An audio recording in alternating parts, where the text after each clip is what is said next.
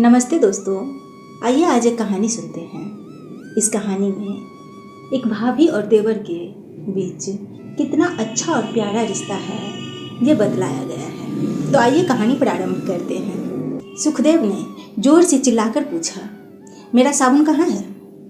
श्यामा दूसरे कमरे में थी। साबुनदानी हाथ में लपक कर लाई और देवर के पास खड़ी होकर हौले से बोली, यह लो। सुखदेव ने एक बार उंगली से साबुन को छूकर देखा और भौवें चढ़ाकर पूछा, तुमने लगाया था ना, क्यों? श्यामा हौले से बोली, जरा मुंह पर लगाया था। क्यों? तुमने मेरा साबुन क्यों लिया? तुमसे 1000 बार मना कर चुका हूँ, लेकिन तुम तो बेहया हो ना, गाली मत दो, समझे? श्यामा ने डिब्बी वहीं जमीन पर पटक दी और तेज कदमों से बाहर जाती जाती बोली, जरा साबुन छू लिया मैंने तो मानो गजब हो गया। सुखदेव ने वहीं चिल्लाकर कहा, खबरदार, जो अब कभी मेरा साबुन छुआ। अंगीठी पर तरकारी पक रही थी। श्यामा भून भून करती ढक्कन हटाकर करछुल से उसे लोटपोट करने लगी तो देखा कि तरकारी आधी से ज़्यादा जल गई है। उसने कढ़ाई उठाकर नीचे ज़मीन पर पटक दी। खाक हो गई, नास पीटी। तरकारी को निहारती नाराज होकर बोली। तभी उधर ठंड से लोटा गिरने की आवाज़ हुई। श्यामा ने चौंक कर देखा, बड़ा लड़का बाल्टीन खींचकर बाहर लिए जा रहा था। चिल्लाकर कहा, कहाँ लिए जा रहा है? अब आगे नहाएंगे। लड़का शांत भाव से जमीन पर बाल्टीन घसीटता बोला, चाचा जी ने कहा है। उसने लड़के के हाथ से बाल्टीन छीन ली और पैरों से धमधम कर दी। गुसलखाने की आगे तक आई। सुखदेव छोटे भतीजे को सामने बिठाकर उसके सिर पर साबुन मल रहा था। भाभी को देखकर बोला, काला कर दिया साबुन, चेहरे का रंग लगा दिया इसमें काली मय। श्यामा ने चिल्लाकर पूछा, मैं काली हूँ? सुखदेव नहीं बोला, बच्चे के सिर पर साबुन मलता रहा। श्यामा ने बाल्टीन वहीं पटक दी और चढ़े स्वर में पूछा, मैं काली हूँ? मैं काली माई हूँ? सुखदेव ने घबरा कर कहा, धीरे बोलो, भाई साहब आ गए। श्यामा ने चौंक कर उधर देखा। कमरे के दरवाजे पर पति के जूते चमक रहे थे। उसने जल्दी जल्दी हाथ चलाए, फिर थाली परोसकर पति को आवाज़ दी, आओ। ब्रजलाल ने आसन पर बैठकर भोजन पर एक नज़र डाली और पूछा, आज तरकारी नहीं बनी? नहीं। इस प्याली में क्या है? कदुआ है, लल्ला के लिए रख दिया है, दाल से खा लो। पति ने आज्ञा मानकर एक गिलास मुख में दिया और शांत भाव से बोले, नमक लाओ। क्या कम है? श्यामा ने नमक की बुकनी थाली में डालते हुए पूछा। बिल्कुल नहीं है। क्यों झूठ बोलते हो? मैंने नमक डाला था, शर्त लगाती हूँ। पति ने हंसकर कहा, यही सही, लेकिन अपनी कुशलता चाहती हो तो पतीले में नमक पीसकर डाल दो। सुखदेव अभी खाने बैठेगा तो फिर आफत आ जाएगी तुम्हारी। श्यामा ने स्वर को चढ़ाकर कहा, क्या आफत आ जाएगी? फांसी दे दोगे मुझे? मैं दासी हूँ सबकी ना। ब्रजलाल ने हंसकर कहा, तुम राजरानी हो, लाओ रोटी तो दो। वे कपड़े पहनकर ऑफिस जाने को तैयार हुए तो श्यामा ने चौखट पकड़े पकड़े कहा, मुझे साबुन चाहिए। साबुन? पति ने अचरज से कहा, कैसा साबुन? सुखदेव से कहो छाता लाओ, वह फाइल उठाना। तभी रसोई घर में से एक पुकार आई, भाभी खाना परोसो। फिर दो पतली आवाज़ एक साथ आई, भाभी खाना परोसो। बड़ा लड़का अलग थाली में खाता था, छोटा अपने चाचा के हाथ से खाता है। तीनों पास पास नहाए धोए आसनों पर विराजे भोजन कर रहे थे। बड़े लड़के के मुंह बिचकाकर कहा, दाल में इतना नमक है कि पूछो मत। श्यामा ने डरते डरते देवर की ओर देखा, पर सुखदेव ने नमक के बारे में कुछ नहीं शिकायत की। उल्टे भतीजे को डांटकर बोला, खाओ चुपचाप। फिर भाभी के आगे प्याली सरकार कर बोला, तरकारी और देना भाभी। भाभी ने हंसकर कहा, तरकारी अब नहीं है, सब खत्म हो गया। यह देखो। कढ़ाई को आगे खींचकर हंसकर कहा, जल गई सब। यह इतनी सी बची थी सो तुम्हारे लिए छांट कर निकाल ली थी।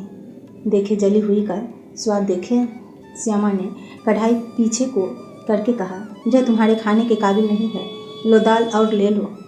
बड़े लड़के ने कहा, मैं भी दाल और लूँगा। श्यामा ने पतीले उसके आगे सरकाकर कहा, ले दाल ले ले। लड़का पतीला में झाँककर बोला, कहाँ है इसमें दाल?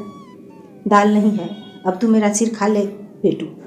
छोटे भतीजे के जूठे हाथ धोकर सुखदेव कॉलेज के लिए कपड़े पहनने लगा तो कमीज में एक ही बटन बचा था।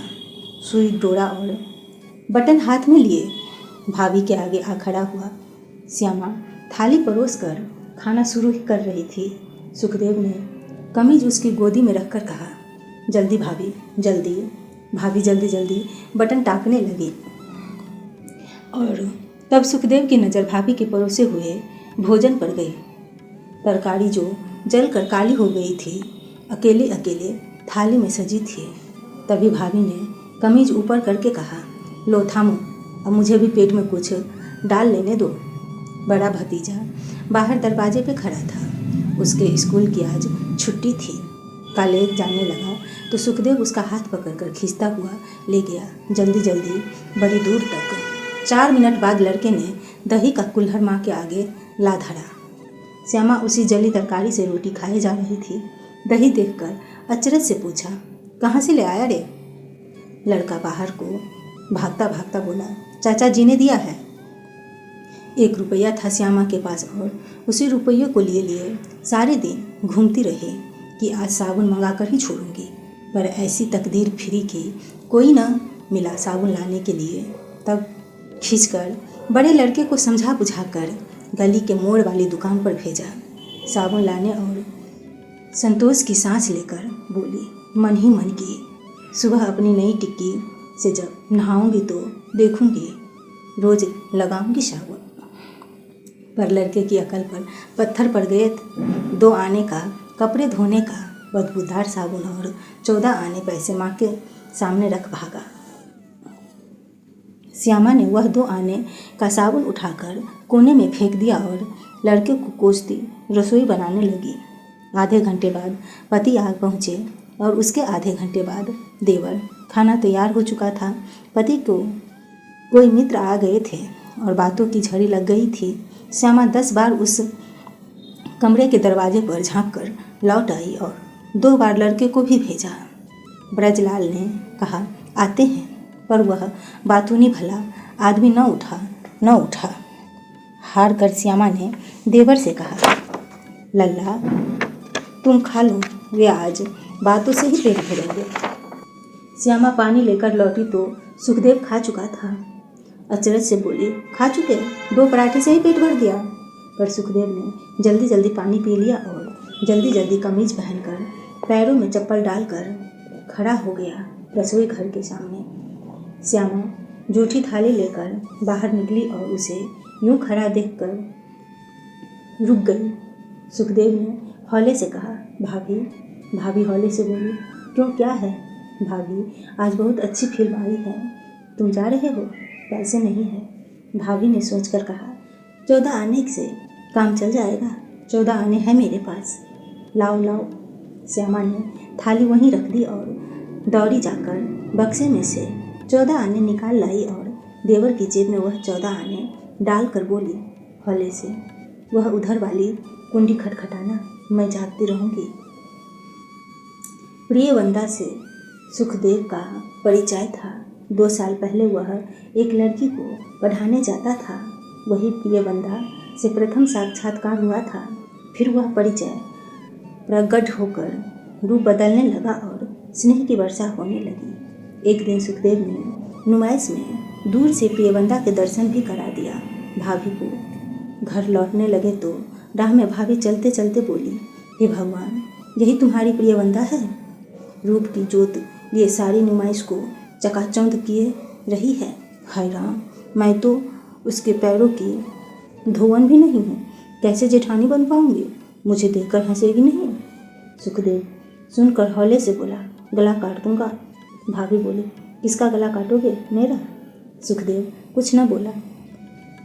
ठंड पड़ने लगी थी और सुबह तड़के तड़के नहाकर रसोई चढ़ाते जब श्यामा को कपकपी लगने लगी तो उसने याद करके देवर का बक्सा खोलकर वह पुराना स्वेटर निकाल लिया जिसे कीरों ने जगह जगह काट कर तरह तरह के बतायन और गवाक्ष बना दिया था।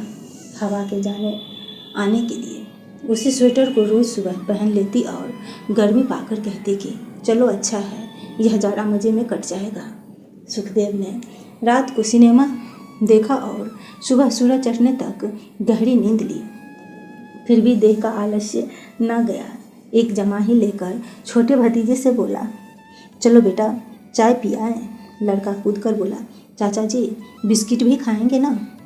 सहसा सुखदेव को याद आया कि चाय वाले के नौकर हूँ, उसने अपना स्वेटर देने का वादा किया था। वह बक्से को खोलकर पुराना स्वेटर खोजने लगा, पर स्वेटर नहीं मिला। एक एक करके सारे कपड़े बाहर निकाल फेंका, पर स्वेटर के दर्शन नहीं हुए। कहाँ गया?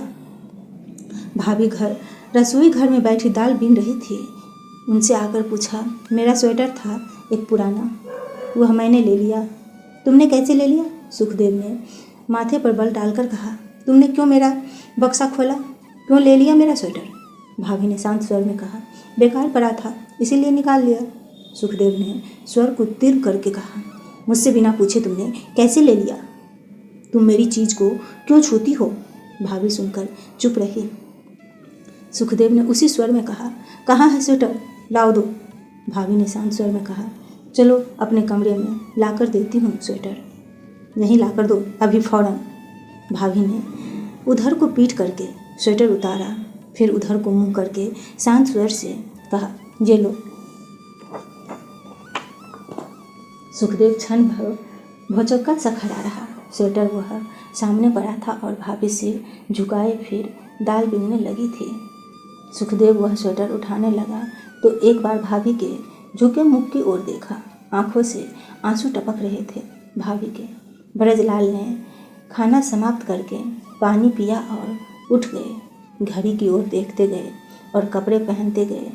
फाइल संभाले और शीशे में अपना मुंह देखा और बाहर को बढ़े कि श्यामा ने रास्ते रोककर कहा, मेरे लिए एक स्वेटर ला दो। स्वेटर? पति ने झिड़क कर देखकर कहा, क्या कह रही हो? मुझे ऑफिस को देर हो रही है और तुम स्वेटर की फरमाइश कर रही हो? सुखदेव से कहो। श्यामा ने सिर झुकाकर कहा, तो मुझे कुछ रुपए दे दो, मैं मंगा लूँगी किसी से। किसी से क्यों? ब्रजलाल ने जल्दी से एक 10 रुपये का नोट निकाल कर कहा। सुखदेव ला देगा। लो थामो। है कहाँ सुखदेव? सहसा बड़े लड़के ने हाँकते हुए आकर माँ को एक कागज़ दिया और बोला, लो पढ़ लो, चाचा जी ने दिया है। लो पेंसिल लो, यह जवाब लिखो। श्यामा ने हाथ काम रोक कर अचरज से वह कागज़ पढ़ना शुरू किया। सुखदेव ने लिखा था, मुझसे प्रोफेसर शर्मा की एक किताब खो गई है। आज उन्होंने अपनी किताब मांगी है, बाज़ार से खरीद कर ले आऊँगा। 10.5 रुपये चाहिए, आप किसी से उधार दिलवा दीजिए। मैं सुबह से रुपये के लिए कोशिश करता रहा पर कहीं नहीं मिले, आप कहीं से दिलवा दीजिए। भाई साहब से न कहिएगा, आपको मेरे सिर की कसम। श्यामा ने उसी कागज़ की पीठ पर लिखा, मेरे पास 10 रुपये हैं, आप चाहो तो ले सकते हैं, 8 आने का इंतज़ाम कर लेना। रविवार को दोनों भाइयों का नियम था कि सुबह नाश्ता करके निकल जाते यार दोस्त में और दोपहर को 12-1 बजे तक लौटने का नाम न लेते। वहीं आज भी हुआ। श्यामा को प्रियवंदा के घर जाना था। उसने जल्दी जल्दी रसोई बनाई, फिर सब संभाल सुधार कर वहाँ जाने की तैयारी में लगी। शीशे के सामने जा खड़ी हुई, भुओं के नीचे से गाल तक कालिख लगी दिखी।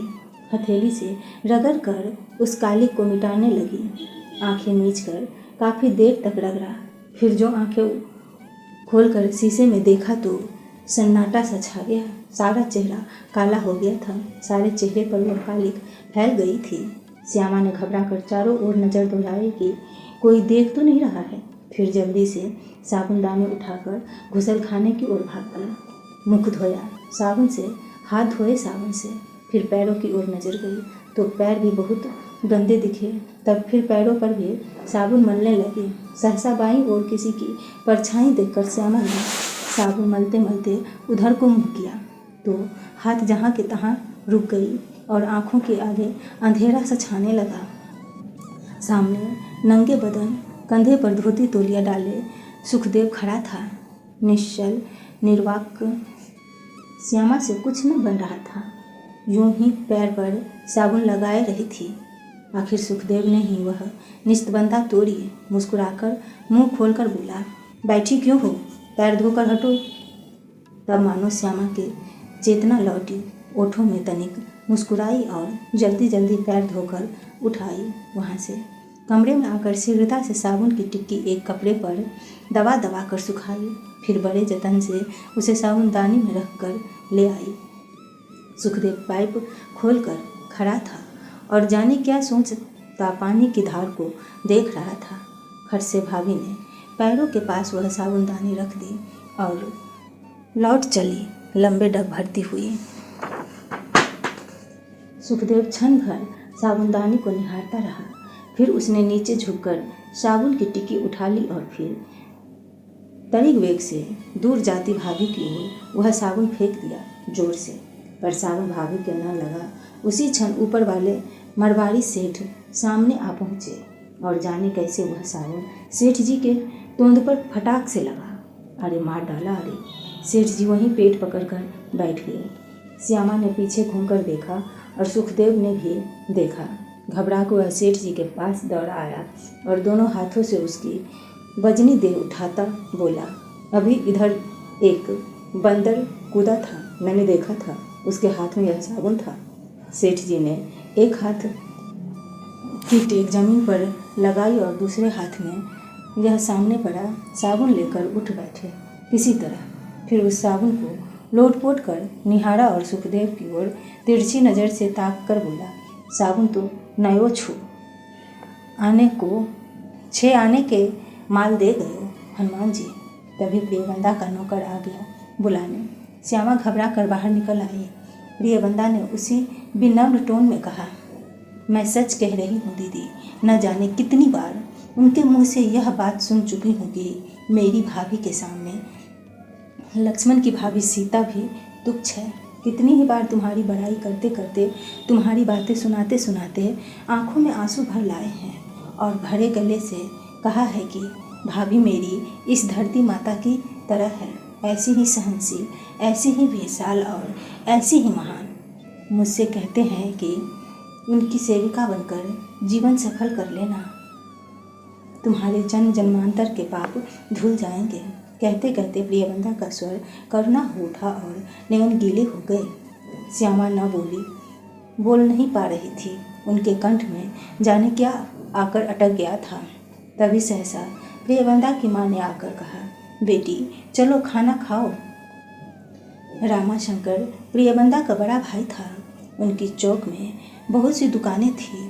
पत्नी उनकी मर गई थी। घर का करता धरता वही था। रामशंकर व्यस्त होकर श्यामा के लिए स्वयं थाली लगा रहा था कि वह आ पहुंची। अम्मा जी भीतर जाने क्या लेने गई कि चट से श्यामा कढ़ाई के पास आ बैठी और एक पूरी बेलकर गरम घी में छोड़ दी और प्रसन्न मुद्रा से बोली, आज भैया को मैं बनाकर खिलाऊंगी। उसी सजी थाली में रामाशंकर भैया को खिलाकर श्यामा चूल्हे के पास से उठ आई। फिर पास खड़ी प्रियबंदा का हाथ पकड़कर खींचती हुई बोली, आओ सखी, मुझे तो बड़ी भूख लगी है। अम्मा हम लोगों का खाना परोस ला। अम्मा ने धड़कता कलेजा लिए पूछा, तो फिर बेटी मैं कल रामा को भेजूं बड़े दामाद के पास। श्यामा ने भोएं शुकर कर कहा, बड़े दामाद कौन से खेत की मूली है अम्मा, तुम बड़ी बेटी की इज्जत गिराओगे क्या? तुम्हारी बड़ी बेटी ने जो कुछ कह दिया उसे पत्थर की लकीर समझो। अम्मा मुँह देखने लगी बड़ी बेटी का। बड़ी बेटी ने तब तनिक नाराज सी होकर कहा, तुम्हें यकीन नहीं हुआ क्या अम्मा? अरे मैं कहती हूँ सुखदेव के साथ प्रियबंदा की शादी होगी तो होगी बस। रामाशंकर भी पास आ खड़ा हुआ था। श्यामा ने उनकी ओर देखकर पूछा, भैया अपनी दुकान पर साबुन भी बिकता है ना? बहु तेरा साबुन है, तब एक शर्त है। श्यामा ने उंगली उठाकर कहा। अम्मा का दिल धड़कने लगा। रामाशंकर भी घबरा कि भगवान क्या शर्त है इसकी। श्यामा उंगली उठाकर बोली, भैया तुम्हें हर महीना मुझे एक साबुन की टिक्की देनी होगी। बोलो हामी भरते हो? रामाशंकर ठहाका मारकर हंसते हुए बोला। सारा घर हंस पड़ा। इसी के साथ ये कहानी समाप्त हुई। मिलते हैं आपसे अपने अगली कहानी में। तब तक के लिए नमस्कार।